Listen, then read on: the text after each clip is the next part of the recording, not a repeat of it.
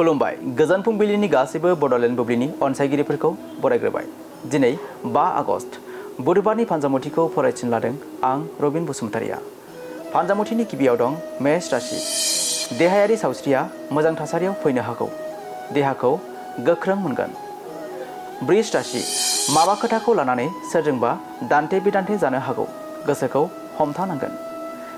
मिथुन राशि। नखरारि जिउ राहायाव मोजां सम फैगोन। मोजां सम बारहोनो हागोन। कर्कट राशि। नोंथांनि आखुखौ नुना गुबुना बखिनो हागौ। सुबुंफोरनिफ्राय सांग्रां जा। सिंह राशि। दायनिगिरि हाबा मावफ्लांनो हागौ। सानै हयै हाबा मावनांगोन। कन्या राशि। खामानियारि बिथिङाव गोबांथार नारसिनथाय मोननो हागौ। देहाखौ मेंनाय मोनगोन। तुला राशि। गोसोआरि थासारिया मोजां जागोन। सुखु फैगोन। वृश्चिक राशि। समाजारि बिथिङाव मोजां मुं मोननो हागौ। बयजोंबो बाख्नाय जागोन। धनु राशि। देहायाव सानाय सुनाय सोमजिनो हागौ। देहाखौ खस्थ' मोनगोन। मकर राशि। नखरारि जिउआव जेंना सोमजिनो हागौ। जोबोद जार्लायाव गोग्लैगोन। कुम्भ राशि। नखराव मोजां थासारि फैगोन। नखरनि सुबुंजों मोजां सम बारहोनो हागोन।